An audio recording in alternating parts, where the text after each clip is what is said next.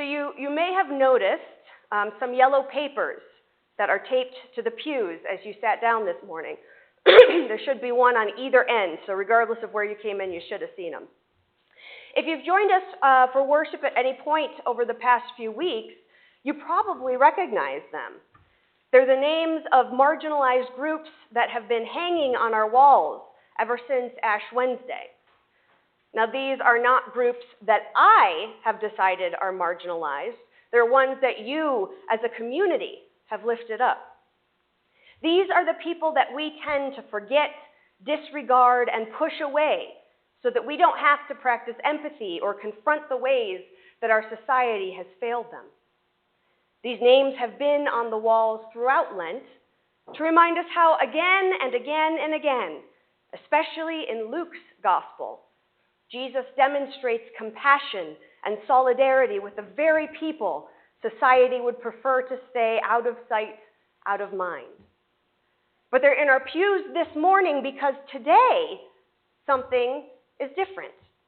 Something has changed. They are no longer out of sight, out of mind, because today, the angels tell us, Jesus is not here. Now, this may sound like a strange thing to draw attention to on Easter Sunday, Jesus' absence, but it's an important part of this sacred story that we often overlook. When the women arrive at the tomb, as we just heard, they are told that Jesus is not there. And while the unoccupied tomb clearly tells us that he is risen, it's a trick one. There's also a second level of meaning to this statement. Because when someone isn't in one place, right, it's generally because they are somewhere else. The women were the very first people in the entire world to receive the good news of Christ's victory over death, a fact that shouldn't be understated. But they weren't the first ones to encounter him post-resurrection, because Jesus chose to be somewhere else. He could have chosen to be anywhere in the world. He is the resurrected Christ, after all, with the faithful women who had come to his tomb, at the temple in the center of Jerusalem, or among his closest disciples and friends. All of these are places where he would have been greeted with well-deserved praise and adoration. But instead, according to Luke, he chooses to make his first post-resurrection experience to two seemingly unimportant people, minor disciples, who are traveling away from Jerusalem, the center of Jewish life, and towards the margins of Judea. And what does he do when he meets these travelers on the road? He doesn't proclaim his triumph with pomp and circumstance and fanfare. He gives these men what they need most in that moment. He teaches them. He feeds them. He helps them. Today, just as on that first Easter morning, we can be sure that Jesus is not here with us because Jesus is with them, those in the margins, those who have been forgotten and left behind. This always has been and always will be at the core of who Jesus is.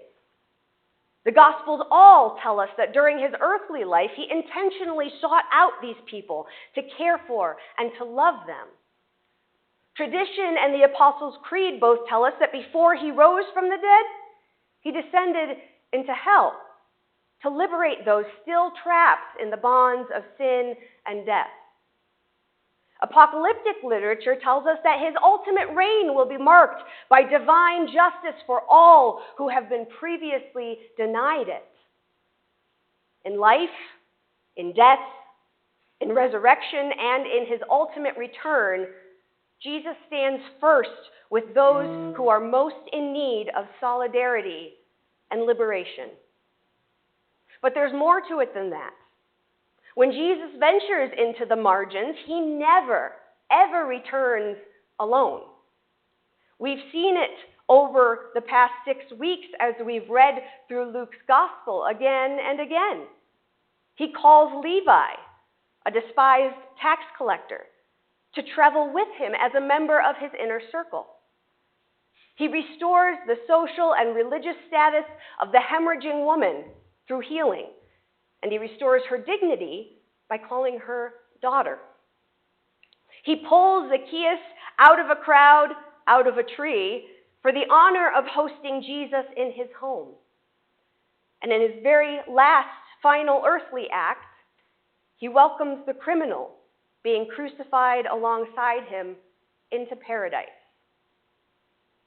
All of these marginalized people found their way back to community and acceptance thanks to Jesus. He doesn't just go into the margins as a tourist. He causes the margins to be as empty as his own tomb on Easter morning. And that's why we are symbolically worshiping with the marginalized in our midst today. We know that empty societal margins aren't yet a reality in our world. But they're what Christ's victory over death both makes possible and what it demands from us. An end to hate, an end to human suffering, an end to exclusion and separation and division, an existence where all human beings are equally cared for and where all human beings equally belong. A world that better reflects the reality of God's kingdom. My friends, as unrealistic and even impossible as this may sound, this is the charge that we've been given on this holy day. It's what we're called to create on heaven or on earth as it is in heaven, here and now, a world with no more margins. As people of faith, we have been tasked with this daunting responsibility. Yet no matter how hopeless the work may seem at times, I have faith that we will not give up. After all, we've gathered here today to celebrate the miraculous resurrection of a dead man. We know better than anyone that nothing is impossible with God. This Easter Sunday, we have indeed been given incredible news like those women. He is risen. But this is only one part of the message. On this day of celebration, we are also reminded that he is not here. He does not dwell in the places that we designate as holy. He is not present where we feel most comfortable.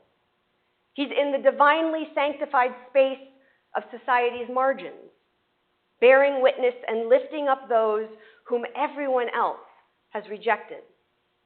Our resurrected Lord is there right now, and he's waiting for us to join him.